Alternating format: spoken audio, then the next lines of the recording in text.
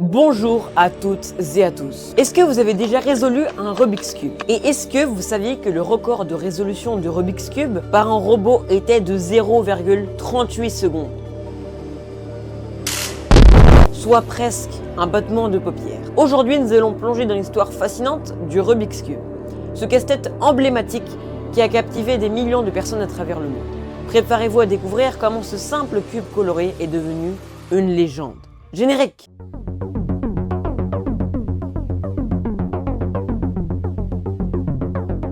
Tout commence en 1974 à Budapest, en Hongrie. Un jeune professeur d'architecture nommé Erno Rubik cherche un moyen d'aider ses étudiants à comprendre les mouvements tridimensionnels. Donc c'est le mouvement des objets en 3D. Erno Rubik passe de longs mois à perfectionner son invention, utilisant différentes formes en bois et des élastiques pour créer un cube capable de tourner sur 3 axes tout en restant intact. Donc Erno là, il fait ses petites affaires et puis un jour il y a un ami qui vient le voir et qui lui dit Szia Ernő, jó lenne ott színezni a dolgaidat. Ah oui désolé, j'ai oublié, vous parlez pas hongrois.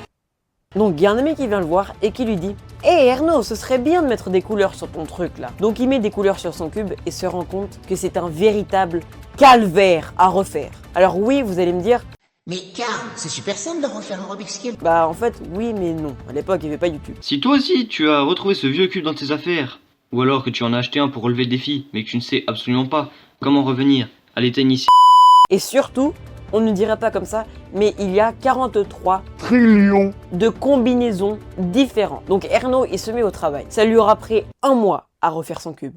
Un mois à refaire son propre cube. Et c'est ainsi qu'il a inventé ce qui s'appelait à l'origine le Magic Cube. Tiens, est-ce que vous saviez qu'en France, un Rubik's Cube était vendu toutes les 3 minutes? En 1975, Rubik obtient un brevet pour son invention en Hongrie. Mais ce n'est qu'en 1979, grâce à un accord avec Ideal Toys, qui est une société de jouets américaine, que le cube commence à être distribué à l'international sous le nom de Rubik's Cube. Le Rubik's Cube devient rapidement un phénomène mondial dans les années 80, captivant les esprits de tout âge. Il est estimé que plus de 350 millions de Rubik's Cube ont été vendus depuis sa création. Avec sa popularité, du Rubik's Cube est née une nouvelle discipline, le speed cubing. Les compétitions de résolution rapide de cubes ont commencé à émerger, avec des records du monde battus régulièrement.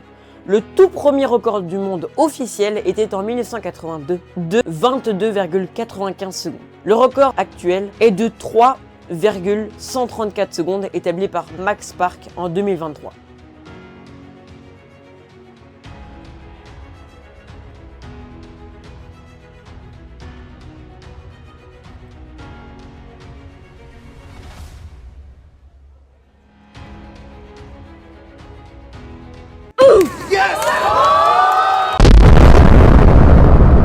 C'est qu'il y a une grosse différence entre les deux. Pourquoi? Bah déjà parce qu'il y a 40 ans d'écart, mais surtout on ne fait pas à la même vitesse ça et ça.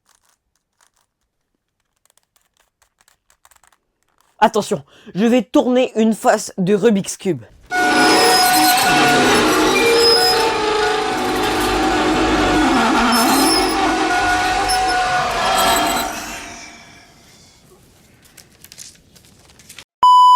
Ces compétitions ont non seulement mis en lumière des talents incroyables, mais ont aussi contribué à l'innovation et à la conception des cubes. Du coup, c'est le fait de passer de ça à ça. Aujourd'hui, le Rubik's Cube reste un symbole de défi intellectuel et de créativité.